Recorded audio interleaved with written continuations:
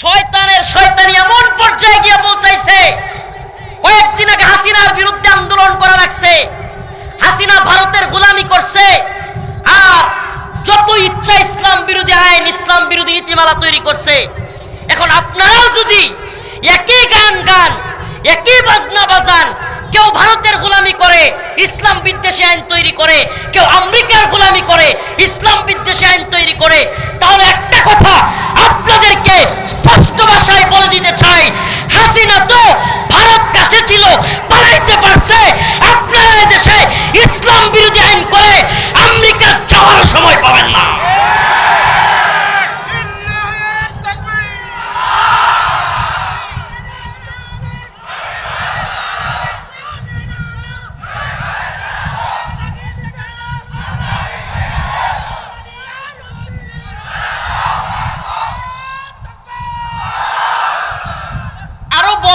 শয়তানি, শুনেন, আগে আমি তাদের কথাগুলোকে উপস্থাপন করছি, যুক্তি দিয়ে খণ্ডন করছি, এরপরে শেষে আমি কোরআন সুন্নাহর দলিল বলবো এবং কোরআনের আয়াত থেকে প্রমাণ করে দিব যে ইসলাম নারীদেরকে কত বেশি অধিকার দিয়েছে। চ্যানেলটি সাবস্ক্রাইব করে আমাদের সঙ্গেই থাকুন।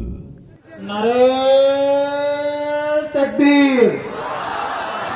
প্রধান বক্তার আগমন, শুভেচ্ছা, স্বাগতম। নারে তাকবীর। আহলান আহলান সাহলান সাহলা, ইশতুম ইশতুম আবাদান আবাদা। আজকের আলোচনার বিষয়বস্তু নির্ধারণ করেছি ইসলামে নারীদের অধিকার এবং অধিকারের নামে পাশ্চাত্যের চাপিয়ে দেওয়া নারীবাদী এজেন্ডা। বুঝলেন? আগে বিষয়বস্তুটা বুঝতে হবে। ইসলামে নারীর অধিকার এবং বর্তমান সময়ে পশ্চিমাদের চাপিয়ে দেওয়া নারীর অধিকারের নামে পশ্চিমা এজেন্ডা, এটা হলো আজকের আলোচনার বিষয়। এই আলোচনাটা আমি আপনাদের সামনে এই বিষয়টা কেন টানলাম, সাম্প্রতিক বাংলাদেশে আপনারা যারা সচেতন নাগরিক, একটু খোঁজ খবর রাখেন, বর্তমানে এই বিষয়টা বাংলাদেশের সবচাইতে আলোচিত সমালোচিত ইস্যু। বর্তমানে এই ইস্যুটা খুবই গুরুত্বপূর্ণ একটা বিষয়, আলোচিত সমালোচিত, বলা যায় যে টক অফ দ্য কান্ট্রি। পুরো দেশের মধ্যে সকল দলমত এই বিষয় নিয়ে আলোচনা করতেছে। বর্তমানে যে সরকার, যে গভর্নমেন্ট বাংলাদেশে শাসন করতেছে, 5ই আগস্ট পরবর্তীতে জুলাই বিপ্লবের পরে শেখ হাসিনাকে উৎখাত করে নতুন যে গভর্নমেন্ট আসছে, ছাত্রদের আন্দোলনের মধ্য দিয়ে, সকল দলের আন্দোলনের আলেম ওলামা, ছাত্র জনতা, শিক্ষক সকলে মিলে যে আন্দোলনে, শ্রমিক, কলামিস্ট, বুদ্ধিজীবী, সাংবাদিক, লেখক সকলে মিলে যে আন্দোলন করে জালেম স্বৈরাচার হাসিনাকে হটিয়ে যে নতুন সরকার গঠন করা হয়েছে, এই সরকার একটা কথা প্রায়ই বলতেছে এবং এটা মোটামুটি সবাই শুনতেছে, সংস্কার সংস্কার। কথাটা কি? এই কথাটা সবচাইতে বেশি এখন 5ই আগস্টের পরে শোনা যাচ্ছে, সংস্কার সংস্কার। আসলে আমরা অনেকে সংস্কার কি, আসলে বিষয়টা কি, এটা খায় না মাথায় দেয়, এটাই অনেকে বুঝি না। আমরা বিষয়টা অনেকেই, সাধারণ জনগণ বুঝতে পারে না, কিন্তু জনগণ যখন দেখে সংস্কারের নামে ইসলাম বিরোধী কোনো কথাবার্তা চলে, তখন জনগণ মনে করে এই সংস্কার নামের ধোঁকাবাজি হলো আমেরিকা এবং পশ্চিমা এজেন্ডা বাংলাদেশে বাস্তবায়ন করা। আপনারা সংস্কারের কথা বলেছেন, আমাদেরকে বুঝিয়েছেন যে আওয়ামী লীগ বিগত 16 বছরে বাংলাদেশের প্রত্যেকটা সেক্টরে দলীয়করণ করেছে। এসপি, ডিসি, আমলা, পুলিশ, ওসি, র্যাব, সেনাবাহিনী, সব জায়গায়, কোর্ট, আদালত, সব জায়গায় আওয়ামী বসাইছে, তো আমরা এখন সংস্কার করব। সংস্কার কি? সব জায়গা থেকে আওয়ামী লীগের লোকগুলোরে ছাঁটাই করব, নিরপেক্ষ দেশপ্রেমিক লোক বসাবো। এই হলো তাদের মূল কথা সংস্কারের।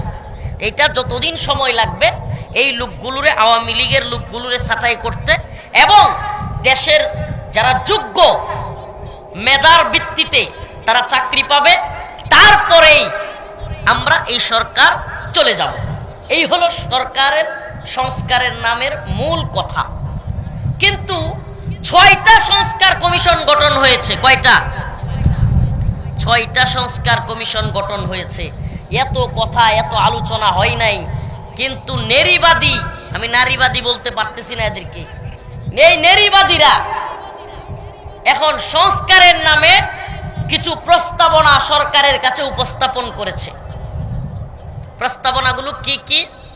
আমার লজ্জা শরমের মাথা খায়া কথাগুলো বলতে হবে আপনাদের কাছে। আজকে কিছু করার নাই ভাই, এ জাতিকে বুঝাতে হবে।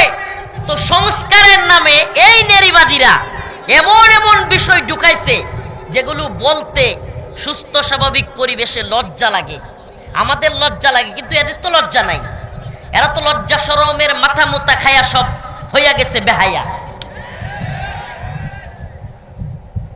ওই যে কবির ভাষায় বলতে হয়, লজ্জা শরমের মাথা মুতা খেয়ে সব নারীগুলো হয়ে গেছে বেহায়া। এরা আসলে এই যারা কিনা এই কাজগুলো করতেছে, এরা চিৎকার চেঁচামেচি করে করে বলবে কি জানেন? নারী বিদ্বেষী, নারী বিদ্বেষী। আরে বদমাইশ, আমরা নারী বিদ্বেষী না। তোদের মতো নারীবাদী যারা কিনা পশ্চিমা এজেন্ডা বাস্তবায়ন করে আমাদের মা বোনদেরকে পতিতালয়ে নিয়া, আমাদের মা বোনদেরকে পতিতা হিসেবে স্বীকৃতি দিয়া সমাজ রাষ্ট্র ধ্বংস করতে চায়, এই সমস্ত নারীবাদী বদমাইশদের বিরুদ্ধে। আমরা কি নারী সমাজের বিরুদ্ধে? কি নাউজুবিল্লাহ, কি কথাবার্তা কয়। আমার মা নাই কয় না? আমি কি মা সারা জন্ম লইছি? হ্যাঁ, আপনি মা সারা জন্ম নিছেন, তা আমরা নারীদের বিরুদ্ধে কেমনে হবো? নাউজুবিল্লাহ। মানে কথারও তো একটা কোনো সাইজ লাগবে। শয়তানগুলোর কথার কোনো সাইজ নেই।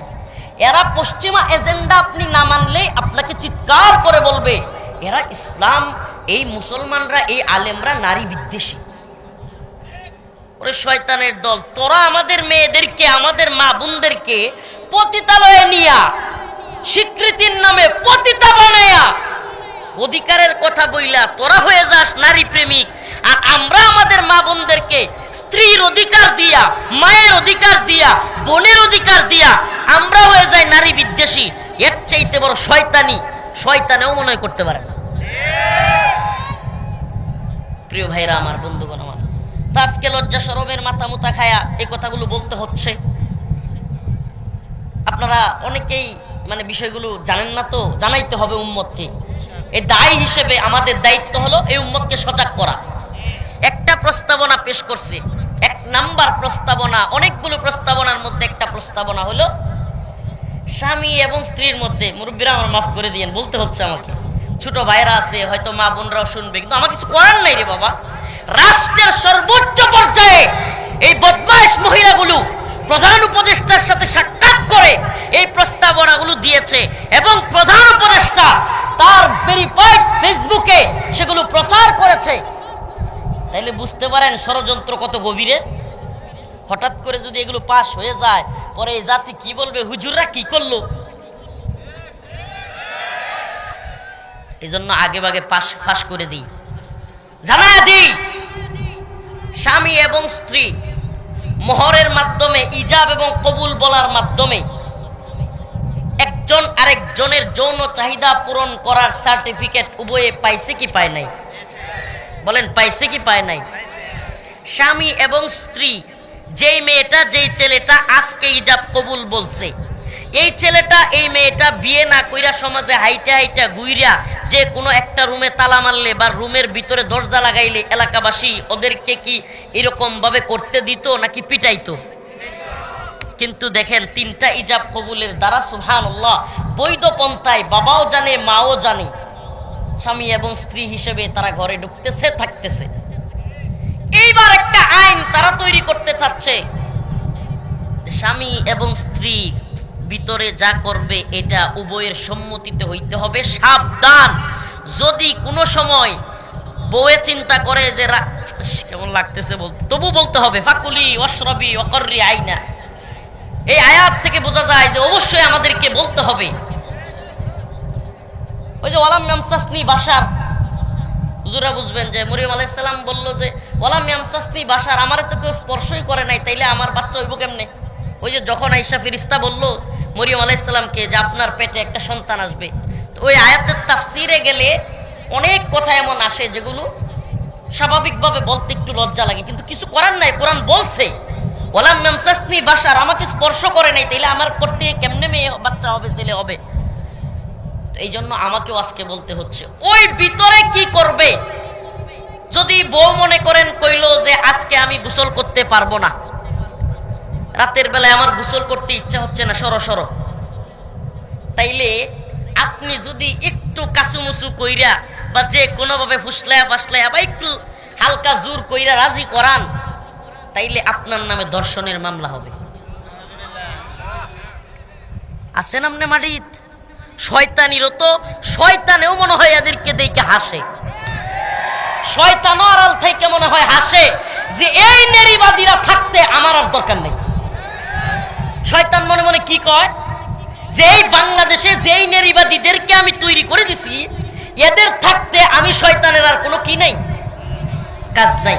আপনি চিন্তা করতেছেন যে ওই যে আপনি একটু যে কোনো ভাবে দেখেন, যারা বিবাহিত তারা বুঝবেন, এখানে অনেক কিছু হয়, তো ওই জায়গায় যদি একটু জোরাজুরি করছেন বা কিছু একটা হয়েছে রাগ কইরা, বউয়ে যদি গিয়া বলে কোর্টে যে আমারে জোরপূর্বক এই কাজে রাজি করাইছে, আমি ধর্ষণের মামলা করতে চাই, সে মামলা করতে পারবে। নতুন প্রস্তাবনা অনুযায়ী, রাষ্ট্রের নতুন প্রস্তাবনা আইন অনুযায়ী যদি এটা পাস হয়, তাইলে ওই স্ত্রী মামলা করতে পারবে আপনার নামে ধর্ষণের।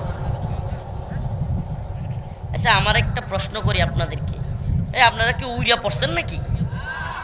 এটা আমি কোনো বানায় কথা বলছি না। অনেকে মনে করতে পারে হুজুরে কোন কি হয়, এটাই সত্য, এটাই সত্য, এবং এটা প্রধান উপদেষ্টার কাছে চলে গেছে। আপনি কোন দেশে আছেন এবার শুনেন, আমি একটা প্রশ্ন করি। আচ্ছা, এবার কোর্টে মনে করেন একটা মামলা গেল, মামলা একটা কোর্টে গেল, উপস্থাপন হলো স্ত্রী বলতেছে আমাকে জোরপূর্বক ইয়া করা হয়েছে, কিন্তু স্বামী বলতেছে না আমি জোর করি নাই। এখন আমার প্রশ্ন, আদালত কেমনে প্রমাণ করবে সাক্ষীকে যে জোর করছে কি করে নাই? আশ্চর্য না? এটা তো একটা মানে হাস্যকর কথা যে আপনি কিভাবে প্রমাণ করবেন? তাইলে তো আল্লাহ না করুক সিসি ক্যামেরা লাগাইতে হইব, সিসি ক্যামেরা লাগাইতে হবে, আর না হলে খাটের নিচে দুই একটা সাক্ষী রাখতে হবে। এই নারীবাদীদেরকে রেখে দিবেন খাটের নিচে, খাট ভাঙ্গা পড়লে যাতে না খেয়ে দম বন্ধ হয়ে যায়। শয়তানের বাচ্চারা, খাট ভেঙে পড়লে যেন এগুলোর একবারে নাক সেপটে গিয়ে আর জীবনে সাক্ষ্য দেওয়ার দরকার নেই। এত শয়তানের দল। প্রিয় ভাইরা আমার, বন্ধুগণ আমার, প্রিয় মা বোনেরা, শয়তানের শয়তানি এমন পর্যায়ে গিয়ে পৌঁছাইছে, কয়েকদিন আগে হাসিনার বিরুদ্ধে আন্দোলন করা লাগছে, হাসিনা ভারতের গোলামি করছে, আর যত ইচ্ছা ইসলাম বিরোধী আইন, ইসলাম বিরোধী নীতিমালা তৈরি করছে।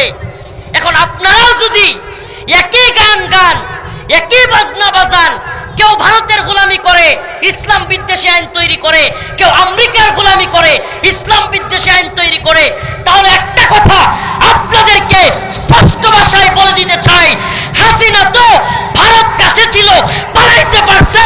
আপনারা দেশে ইসলাম বিরোধী আইন করে আমেরিকা যাওয়ার সময় পাবেন না।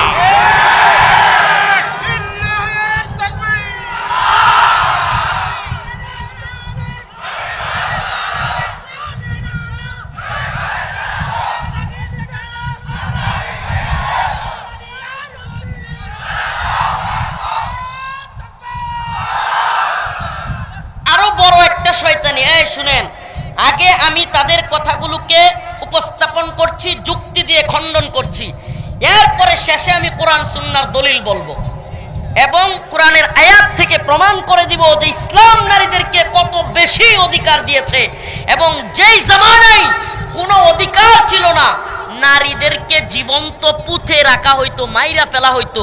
সেই জামানায় আল্লাহর নবী পৃথিবীতে আসলেন, বললেন কুলু লা ইলাহা ইল্লাল্লাহ তুফলিহুন, তোমরা বলো লা ইলাহা ইল্লাল্লাহ, তোমরা সফল হবে। তোমরা তোমাদের কন্যা সন্তানকে জীবন্ত পুঁতে রেখো না। যেই রসুল এত সম্মান দিলেন, যেই রসুল সাল্লাল্লাহু আলাইহি সাল্লাম বললেন আল জান্নাতু তাহতা আকদামিল উম্মাহাত, মায়ের পায়ের নিচে সন্তানের বেহেশত। এটা কি সম্মান দিলেন নাকি দিলেন না? একটা নারী যদি সে শুনে যে আমি 10 মাস 10 দিন যে সন্তানটাকে পেটে ধরেছি, আমার আল্লাহ আমার রসুল বলেছে আমার পায়ের নিচে নাকি আমার সন্তানের বেহেশত, এই নারীর জন্য এর চাইতে বড় সম্মানের আর কি আছে? আর এদের ভাষায় কি, নারীর জন্য সম্মান হইলো পতিতালয়ের লাইসেন্স পাওয়া। মানে এদের ভাষায় বোঝা যায় না যে নারীর জন্য সম্মান কোনটা? নাউজুবিল্লাহ। পতিতালয়ে কি নারীরা ইচ্ছা করে যায়? আপনি পতিতালয়ে ওই খারাপ জায়গার যতগুলো নিউজ দেখবেন, প্রায় নিউজে দেখবেন মেয়েরা বলতেছে বিভিন্নভাবে নির্যাতিত হয়ে কিংবা ঢাকায় গেছে চাকরির জন্য, কোনো এক চোরা কারবারি, কোনো এক মানব পাচারকারী তারে ধইরা নিয়া ওই পতিতালয়ে তারে দিয়ে দিছে। বেশিরভাগ গল্পগুলো এমন না? আমার যেই মা বোনেরা অনিচ্ছা সত্ত্বে কষ্ট করে ওই জায়গার ভিতরে পড়ে গেছে, আপনি তাদেরকে স্বীকৃতি দিতে চান? আপনি কোনোদিন গিয়ে জিজ্ঞাসা করেছেন, ও নারী আপনি যে পতিতা হইছেন, আপনি কি চান আপনার মেয়েটাও পতিতা হোক? জিজ্ঞেস করেছেন গিয়ে? আমি তো মনে করি পৃথিবীর কোনো মা তার মেয়েকে পতিতা বানাতে চাইবে। তো আপনি অধিকার, আপনি লাইসেন্স দিতে চান, আগে তার মতামত জানছেন সে কি পতিতা হিসেবে তার মেয়েকে প্রতিষ্ঠিত করতে চায় কিনা, সমাজের মধ্যে পতিতাদের অবস্থান কি সেটা আপনি জেনেছেন? অথচ এরা অধিকারের কথা বলবে, অধিকারের কথা বলবে। এবং কি দেখেন, এটা সুন্দর একটা সূক্ষ্ম একটা ইয়া তৈরি করছে, মায়াজাল তৈরি করছে, এবং একটা মানুষের মধ্যে যেন সিম্পেথি তৈরি হয়, একটা দুর্বলতা তৈরি হয়। এজন্য একটা কথা তারা প্রমোট করতেছে কি, যে এরা নিরীহ, এরা একটা সুনির্দিষ্ট জায়গায় থাকে, দৌলতদিয়ায় থাকে বা বিভিন্ন জায়গায় এদের জন্য নির্দিষ্ট একটা জায়গা আছে, ওরা ওখানে যেন সম্মানের সাথে থাকতে পারে, এই জন্য তাদের স্বীকৃতি দেওয়া দরকার। এরাও তো মানুষ, এদেরকেও সম্মান দেওয়া আমাদের দায়িত্ব। আমি বলতে চাই, সুরেরা কি মানুষ না মানুষ না? তো কয়েকদিন পরে সুরেরা যদি চায় যে আমরাও স্বীকৃতি চাই, ডাকাতরা যদি কয় আমরাও স্বীকৃতি চাই, কথা কয় না? ডাকাতরা যদি বলে আমরাও স্বীকৃতি চাই, এই ডাকাতরাও কি দেশের মানুষ কিনা? এই নৌকায় যে রাস্তাঘাটে এই মাঝে মাঝে ডাকাত ধরে, এরাও মানুষ না?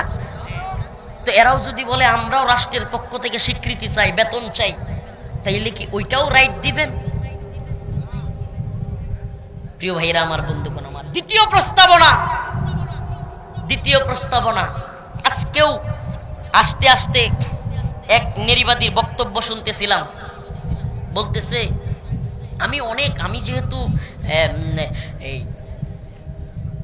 মানবাধিকার নিয়ে কাজ করি, তো আমি বিভিন্ন মহিলাদের সাথে কথা বলতে হয়, আমি সারা দেশে ঘুরে অনেক মেয়েদের সাথে কথা বলেছি, কেউ এ কথাটা মানতে রাজি হয় না যে আমিও বাবার ছেলে, কি বলে, আমার বাবার ঘর থেকে আমার ভাই হয়েছে, আমিও হয়েছি, আমিও বাবার সন্তান, আমার ভাইও বাবার সন্তান, তাহলে সে 2 কাঠা জমি পাইলে আমি 1 কাঠা কেন পাবো? এটা কোনো মেয়েরা নাকি মানতে চায় না।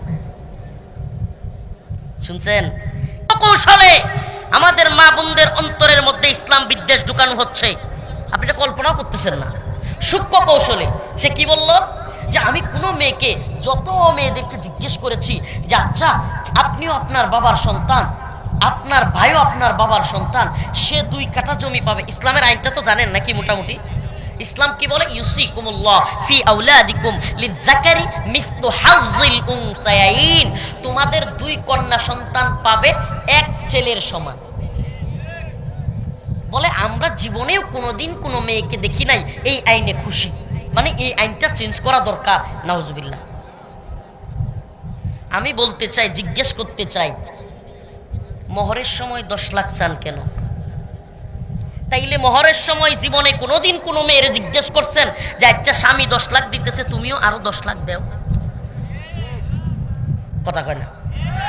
স্বামী 10 লাখ তোমাকে দিচ্ছে, 5 লাখ তোমাকে দিচ্ছে, ঠিক আছে, আমারও তো দায়িত্ব আছে, সবসময় ছেলেরা দিবে কেন? এইবার আইন করা হলো যে ছেলেরা মোহর দেয়া লাগবে না, মেয়েরা 5 লাখ দিয়ে দিয়ে বিয়ে বসবে। এই সময় আবার চিৎকার করবেন যৌতুক যৌতুক। আরে বেটা, যৌতুক তো আল্লাহ পাক হারাম করেছেন, জায়েজ নাই। আমরা তোমাদের কথাগুলোর যুক্তি খণ্ডন করবার জন্য কথাগুলো বলছি, কিন্তু আমরা তো এটা মনে প্রাণে বিশ্বাস করি আমার আল্লাহ আমাকে সৃষ্টি করেছেন, আমার আল্লাহ আমার মাকে সৃষ্টি করেছেন, আমার আল্লাহ আমার বোনকে সৃষ্টি করেছেন, আমার আল্লাহ সমস্ত নারীদের সমস্ত পুরুষদের সৃষ্টি করেছেন। তিনিই জানেন কাকে কতটুকু অধিকার দিলে তার সম্মান থাকবে। এটা কে জানেন? আমাদের এখানে কোনো বক্তব্য নাই, কোনো কথা নাই। আজকে আইন উপদেষ্টা আসিফ নজরুল সাহেবের কথা শুনতেছিলাম।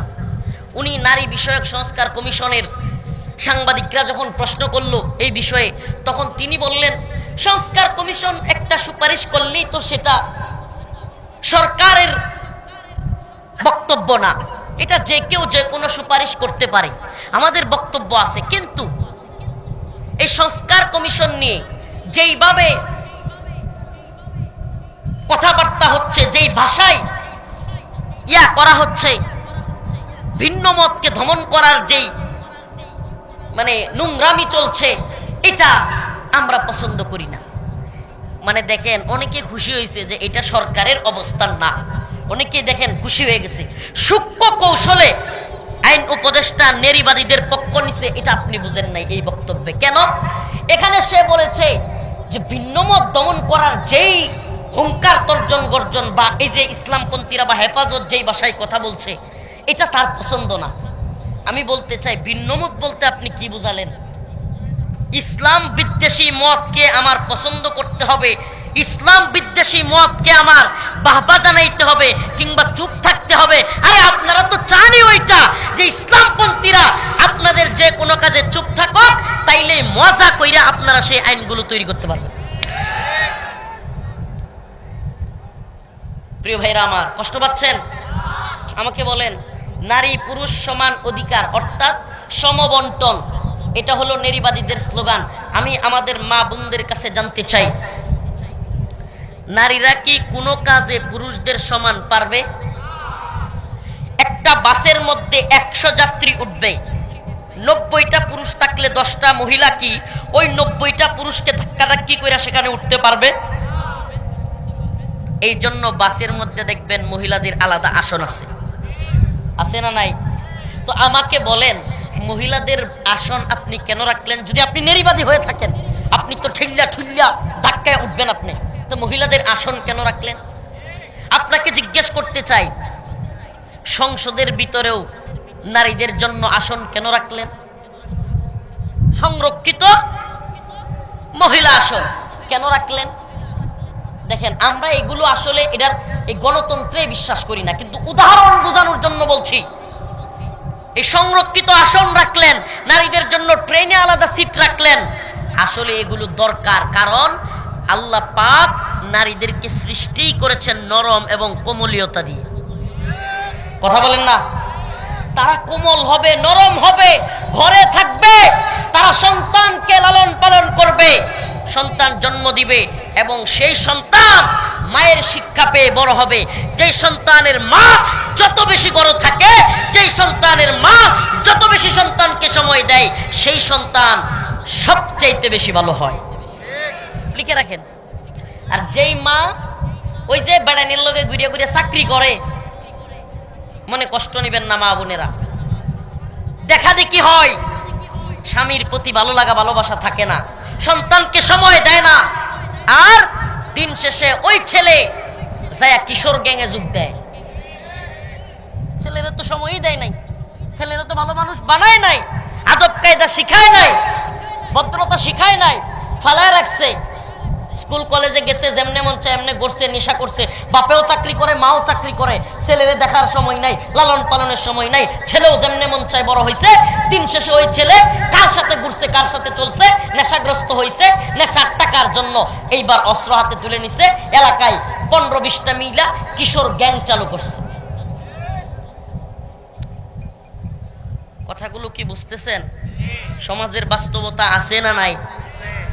প্রিয় ভাইরা আমার, বন্ধুগণ আমার, আপনি সমান অধিকারের কথা বলবেন, আমি বলি শুনেন, সমান অধিকার আর সুষম বন্টন এক জিনিস না।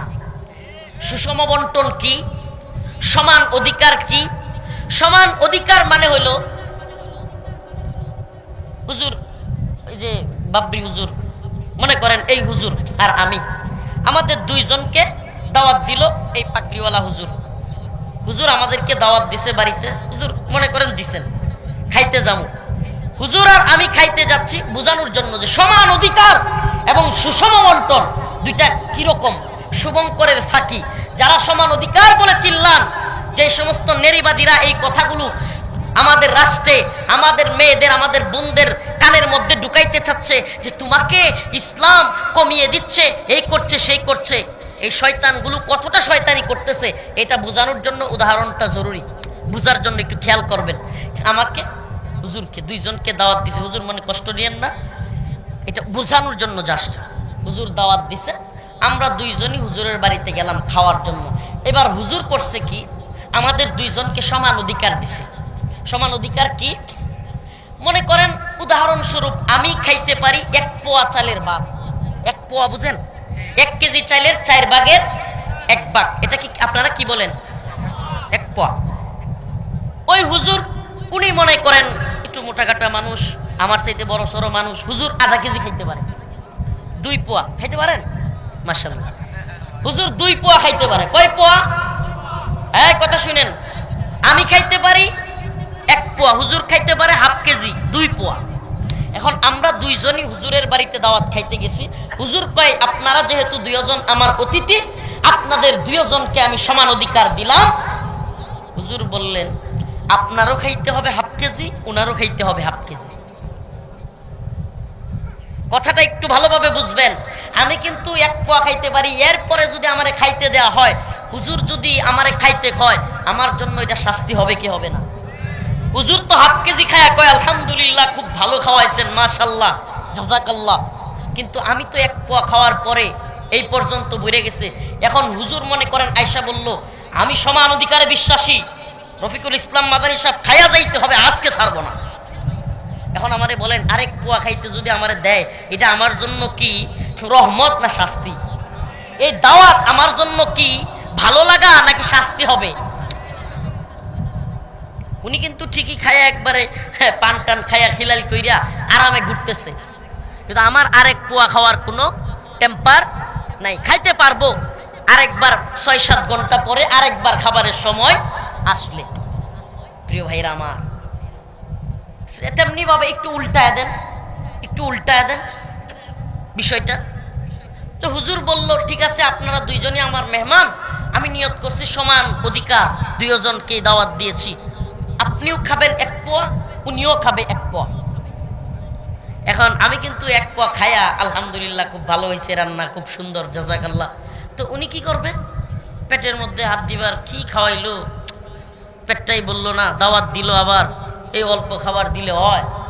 বলবে কি বলবে না? কারণ তার তো আরো চাহিদা রয়ে গেছে।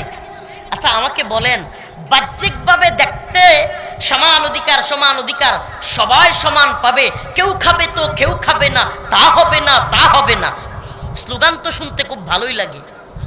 কিন্তু সবাইরে সমান দিলে, সবার সমান দিলে, এটা কি সুষম বন্টন হইল কিনা, সুন্দর বন্টন হইল কিনা, এটা তো আপনি বিচার করলেন না। বরংস দাওয়াত দিয়া আমাকে 1 পোয়া খাওয়ানো, হুজুরকে আধা কেজি খাওয়ানোই ছিল সুন্দর বন্টন। ঠিক কি ঠিক না? কথা বলেন, ঠিক কি ঠিক না? আমারে বলেন, স্বামী এবং স্ত্রী বিয়ের পরে আল্লাহ পাক স্ত্রীর ভরণ পোষণের দায়িত্ব, সন্তানের ভরণ পোষণের দায়িত্ব, মা বাবার ভরণ পোষণের দায়িত্ব, সব দায়িত্ব আল্লাহ এবং তার রাসূল স্ত্রীর কাঁধে দিছে না? এই কথা কয় না রে, এই পুরুষ মানুষ কিছু বুঝতেছেন না তো, পশ্চিমা এজেন্ডা বাস্তবায়ন হইতেছে। এদেশে নারীর, আমার মা বোনেরা রাগ করেন না, আল্লাহর হস্তে মা বোনেরা মাফ করে দিয়েন, আমি আপনাদের পক্ষেরই, আমারও মা আছে বোন আছে, কিন্তু আমি বোঝানোর জন্য পুরুষদেরকে কইতেছি। এদেশে নারীর কষ্ট দিলে নারী নির্যাতনের আইন আছে, কিন্তু পুরুষ নির্যাতনের কোনো আইনও নাই। আমরা যে নির্যাতিত নিপীড়িত এটা কেউ বুঝে না। বউরে 2-4টা ধমক দিলে দৌড়ে বাপের বাড়ি যায়। আমরা যে বউয়ে যদি কেউ কিছু কয়, আমাদের বাপের বাড়ি যাওয়ার জায়গা নেই। এটা কি নির্যাতন না? আরে কন্যা, এটা বৈষম্য না? হেরা তো রাগে 3-4 দিন বাপের বাড়িতে গিয়া থাকতে পারে, আবার মনটা ভালো হইলে আসে। আমরা কই যাবো? ওমা কি হাসতেছেন? অনেক সময় বউয়ের জ্বালায়, বউ শাশুড়ির যুদ্ধে অনেক, আমার এলাকায় ওই কয়েকদিন আগে আমার পাশের বাড়ির এক ভাই বিষ খাইছে আত্মহত্যা করার জন্য, তার মা এবং বউয়ের জ্বালা যন্ত্রণা সহ্য করতে না পাই না। তো আমরা তো কোনো জায়গায় যাইতে পারি না, পালানোর জায়গা নাই। বউ তো রাগ করে কই জায়গা? বাপের বাড়ি। আমার বাপের বাড়িও যাওয়ার জায়গা নেই। এটা দুষ্টামি করতেছি না, এটা বলার জন্য বললাম, এটা জাস্ট। কিন্তু আসল বিষয়টা কি? আসল বিষয়টা হলো আল্লাহ পাক যাকে যেভাবে থাকতে বলেছেন, আল্লাহ পাক যাকে যে অধিকার দিয়েছেন, সেটাই হলো সবচাইতে সুন্দর বন্টন। কেন? আবারও বলছি, বিয়ের পরে স্ত্রী তার ভরণ পোষণ, স্নো, পাউডার, আইব্রু, এইটা সেইটা, মাথার তেল, নুপুর, ভাত, কাপড়, শাড়ি, পাশের বাড়ির বাবিরটার চাইতে নিজেরটা কম হইলে তো ঘরে অশান্তি, কত কিছু লাগে। কি লাগে না? কথা কন না প্রিয় ভাইরা আমার? এই সব দায়িত্ব কার? বুঝা কয়েন কার? ইসলাম কাকে দিয়েছে এই দায়িত্ব? ওই সংসারের সন্তান হইলে সন্তানের ভরণ পোষণের দায়িত্ব কার? মেয়ে হইলে ভরণ পোষণের দায়িত্ব কার? ছেলেটাকে বিয়ে করাইলে বিয়ের খরচ দেওয়ার দায়িত্ব কার? মেয়েটাকে বিয়ে দিলে মেয়ে বিয়ে দেওয়ার খরচের দায়িত্ব কার? মা অসুস্থ হয়েছে, বাবা অসুস্থ হয়েছে, সেই খরচ চালানোর দায়িত্ব কার? সব দায়িত্ব একজনের। তাইলে আল্লাহ তো জানতো। আর এইদিকে এই লোক সম্পদ একটু বেশি পাইছে, এটা দেখতেছেন, খরচও যে সব তার, এটা দেখেন না? এটা দেখেন না? আবার স্ত্রী তো খালি বাপের বাড়িটা পায় না, স্বামীর অংশও পায়। কথা কন না? সমস্যা কোন জায়গায়? এইবার আমাদের মা বোনদের পক্ষে 2-1টা কথা বলি, নাইলে রাগ করবে তারা। সমস্যাটা কোন জায়গায় দেখেন? এই নারীবাদীরা সমান অধিকার বলে চিল্লায়, অথচ বাংলাদেশে আল্লাহ এবং তার রাসূল যতটুকু বলেছে, কোরআন যতটুকু একটা মেয়েকে দিতে বলেছে, সেই ততটুকু হক, সেই ততটুকু ওয়ারিশ বর্তমান বাংলাদেশে অধিকাংশ মানুষ তার বোনকে, তার মেয়েকে দেয় না। এটা নিয়ে কথা কয় না, এতটুকু অধিকারই দেয় না। এটা একটা বড় শয়তানি। একটা মেয়ে তার বিয়ের পরে বাবার ঘর থেকে অর্ধেক সম্পত্তি, ছেলের অর্ধেক পাওয়ার কথা, সেটাই দেয় না। এই নারীবাদীরা এটা নিয়ে কোনো কথা বলছে? এটা নিয়ে দেখবেন কথা বলে না। এই আমাদের মা বোনেরা অনেকভাবে নির্যাতিত হয়, নিপীড়িত হয়, এটা নিয়ে কখনো কথা বলছে?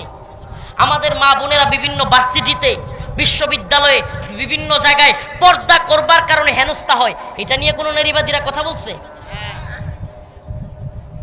কলেজ ভার্সিটিগুলোতে পর্দা করবার কারণে হেনস্থার শিকার হয়, এটা নিয়ে কথা বলতে শুনবেন না। এরা চিৎকার করবে পর্দার বিরুদ্ধে, এরা চিৎকার করবে সমান অধিকারের কথা বলে। আর অনেকগুলো আইন এরা তৈরি করতে চাচ্ছে, এবং এরা বলতেছে বিবাহের যে আইনটা, হিজাব কবুলের যে সিস্টেমটা, এটা পুরাটা চেঞ্জ করে দিয়ে সকল ধর্মের জন্য এক আইন তৈরি করতে হবে। নাউজুবিল্লাহ বলেন। মানে ইসলামী আইন থাকতে পারবে না, সকল ধর্মের জন্য সমান একটা আইন তৈরি হবে, সেই আইনে চলতে হবে। আল্লাহ মাফ করুক, বলে না আমিন। যে আয়াতে কারিমা তিলাওয়াত করেছিলাম, এই আয়াতের আলোচনার দিকে যাই। আল্লাহ রাব্বুল আলামিন বলেন, মান আমিলা সালিহাম মিন যাকারিন আও উনসা ওয়া হুয়া মুমিন ফালানুহইয়ান্নাহু হায়াতান তাইয়্যিবাহ ওয়ালানাজজিয়ান্নাহুম আজরাহুম বিআহসানি মা কানু ইয়ামালুন। আল্লাহ রাব্বুল আলামিন বলেন, মান আমিলা সালিহাম মিন যাকারিন আও উনসা ওয়া হুয়া মুমিন, তোমাদের মধ্য হতে মুমিন নারী হোক কিংবা পুরুষ হোক, যদি নারীও হয় কিংবা পুরুষ হয়, ফালানুহিয়ান্নাহু হায়াতান তাইয়্যিবা, যদি সে নেক আমল করে, ভালো কাজ করে, নেক আমল এবং ভালো কাজ করবার জন্য আল্লাহ বলেন ফালানুহিয়ান্নাহু হায়াতান তাইয়্যিবা, আমি তার জন্য উত্তম হায়াত দান করব। আল্লাহ রাব্বুল আলামিন বলেন মান আমিলা সালিহাম মিন যাকারিন আও উনসা ওয়া হুয়া মুমিন, নারী হোক কিংবা পুরুষ হোক, যদি ঈমান আনে, ঈমানদার হয়, আল্লাহ রাব্বুল আলামিন বলেন অবশ্যই অবশ্যই তাকে আমি নেককার হায়াতে তাইয়্যিবা, সুন্দর জীবন তাকে দান করব। সুবহানাল্লাহ বলেন। আল্লাহ পাক কি এখানে নারীকে আলাদা কোনো ভাগ করছে? আল্লাহ কি বলছে যে আমি পুরুষকে শুধুমাত্র ভালো উত্তম জীবন দান করব, নাকি নারীকেও সাথে বলছে? এই কথা বলবেন না, না বুঝতেছেন না? আমি ছেড়ে দিব। হুজুর চলে আসছেন আলহামদুলিল্লাহ, হযরতুল আল্লাম মাওলানা আব্দুল খালেক শরীয়তপুরি হুজুর চলে আসছেন। হুজুর কথা বলবেন, আমি ছেড়ে দিব। জাস্ট আপনাদেরকে শেষ পয়েন্টটা বুঝিয়ে দেওয়ার জন্য, আলোচনাটা আর লম্বা করতেছি না। হুজুর চলে আসছেন, জাস্ট একটু বোঝার চেষ্টা করেন। আল্লাহ পাক নারী এবং পুরুষকে ভাগ করেন নাই। আল্লাহ বলছে হুন্না লিবাসুল লাকুম ওয়া আনতুম লিবাসুল লাহুম, তোমরা একে অপরে, নারী এবং পুরুষ, স্বামী এবং স্ত্রী, তোমরা একে অপরের লিবাস স্বরূপ, পোশাক স্বরূপ। সুবহানাল্লাহ। আল্লাহ রাসূল বলেছেন আল জান্নাতু তাহতা কদামিল উম্মাহাত, মায়ের পায়ের নিচে সন্তানের বেহেশত। সুবহানাল্লাহ বলবেন না? আল্লাহ পাক এবং আল্লাহর রাসূল নারীদেরকে সম্মান কম দেয় নাই। জীবন্ত পুঁথে রাখা হইতো যেই নারীকে, সেই নারীকে আল্লাহ পাক আল জান্নাতু তাহতা কদামিল উম্মাহাত বলে, মায়ের পায়ের নিচে সন্তানের বেহেশত বললেন। আল্লাহ রাব্বুল আলামিন এবং তার রাসূল আমাদের মা বোনদেরকে সম্মান দিয়েছেন, সম্মানের জিন্দেগির কথা বলেছেন। কিন্তু এই সমস্ত নারীবাদীরা আমাদের মা বোনদেরকে পতিতালয়ে লাইসেন্স দিয়ে সমান অধিকারের কথা বলে, আমাদের মা বোনদেরকে রাস্তায় নামায়া পতিতালয়ে পাঠায়া আমাদের মা বোনদেরকে স্বীকৃতির নামে এক ভয়ঙ্কর ষড়যন্ত্রে লিপ্ত, ভয়ঙ্কর এক ষড়যন্ত্রে লিপ্ত। আমাকে বলেন তো, একটা মেয়েকে পতিতালয়ে নিয়ে স্বীকৃতি দেওয়া, এটা তার জন্য গর্বের নাকি লজ্জার? বলেন, এটা গর্বের নাকি লজ্জার? এটা কি তার জন্য সম্মান বাড়াইলো নাকি আরো কমাইলো? আমাদের মা বোনেরা কি পতিতালয়ের স্বীকৃতি চায়? আমাদের মা বোনেরা যদি পতিতালয়ের স্বীকৃতি না চায়, তারা যদি একটা শব্দ নিয়ে খুব আপত্তি শুরু হয়ে গেছে। গুগলে সার্চ দিয়া দেখলাম, যারা কিনা এই যৌন কাজ করে ব্যবসা করে, এদেরকে দুইটা ভাষায় গুগল বলতেছে তাদেরকে ইউজ করা হয়, একটা পতিতা আর একটা হলো বেশ্যা। এই শব্দ নিয়ে এইবার নারীবাদীরা খুব চিৎকার চেঁচামেচি শুরু করছে, হাই হাই আমাদেরকে কি বলে ফেললো। তো তোরা এই ব্যবসার কথা বলবি, এই ব্যবসার লাইসেন্সের পক্ষে কথা বলবি, এই ব্যবসাকে বাংলাদেশে প্রমোট করবার চক্রান্ত করবি। একবার কি বলে, অধিক বিবাহ করা যাবে না। সংস্কার কমিশন আবেদন করেছে, কি করা যাবে না? কথা বলেন না, কি করা যাবে না? একাধিক বিবাহ করা যাবে না। এটা আপনারা শুনেন নাই নাকি? 2 নাম্বার, স্ত্রীকে ফুসলায়া ফাসলায়া রাতের বেলায় একটু একটু জোর করাও যাবে না, ধর্ষণের মামলা হয়ে যাবে। 1 নম্বরে একাধিক বিয়ে করা যাবে না, 2 নম্বরে স্ত্রীকেও একটু জোরাজুরি করতে পারবে না। তাইলে যৌন চাহিদা পূরণ করার জন্য ওই স্বামী তখন কি করবে? কয় রাস্তা তো আছেই, আমরা তো আছি 100 টাকা 200 টাকায়। ভাই আপনি বলেন না, আপনি হালকা জোরও করতে পারবেন না স্ত্রীকে একটু বোঝানোর জন্য, খুশি করবার জন্য, স্ত্রী আপনার নামে ধর্ষণের মামলা করে দিবে। আপনি একাধিক বিয়েও করতে পারবেন না। আল্লাহ যে আপনাকে যৌন ক্ষমতা দিয়েছে, এখন এটা পূরণ করবার জন্য আপনি কোথায় যাবেন? বলে ঠিক আছে আমরা তো ব্যবসা প্রতিষ্ঠান চালুই করছি। হাসতেছেন। এরা আমাদের সমাজকে, এরা আমাদের রাষ্ট্রকে, এরা আমাদের ইসলামকে ধ্বংস করবার প্ল্যান করেছে। কেন?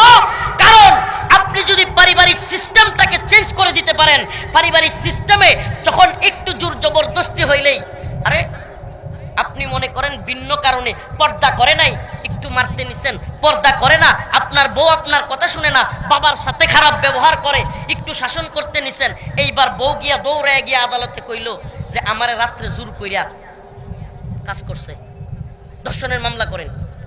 মামলা কিন্তু হয়ে যাবে এই আইন অনুযায়ী, বর্তমান আইন অনুযায়ী। কোন কাজ কিন্তু এটা ঘটে নাই, ঘটছে কি সে খারাপ আচরণ করছে, ঘটছে কি সে পর্দা করে না, ঘটছে কি যে বাবা মারে পর্যন্ত হয়তো পিটাইছে, এমন বউ আছে না নাই? তো আপনি কিছুই বলতে পারবেন না। কেন? সে বলবে আমাকে দর্শন করছে। দর্শনের সংজ্ঞা কি? দর্শন হইল স্বামী হোক আর যেই হোক, জোর কইরা করা যাবে না, সর্বোচ্চ সে যখন অনুমতি দিবে তাইলেই করতে হবে। প্রিয় ভাইরা আমার, বন্ধুগণ আমার, এক ভয়ঙ্কর চক্রান্ত।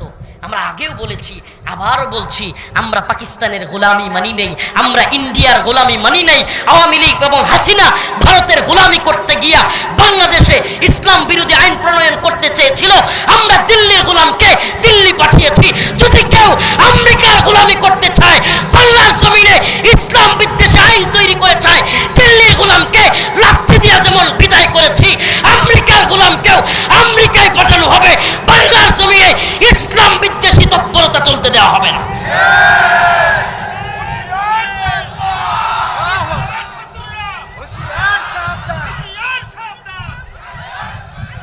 এতক্ষণের আলোচনায় শুনুন, এতক্ষণের আলোচনায় আপনাদের কি মনে হলো? ইসলাম নারীদেরকে অধিকার দিয়েছে না দেয় নাই? নারীবাদীরা কি ইসলামের অধিকারকে ছোট করে ইসলামকে ধ্বংস করতে চায়, নাকি আমাদের মেয়েদেরকে পতিতালয়ে নিয়া পতিতার লাইসেন্স দিয়া সমাজকে ইসলামকে ধ্বংস করতে চায়? এদের প্ল্যানকে আমরা বাস্তবায়িত হইতে দিব?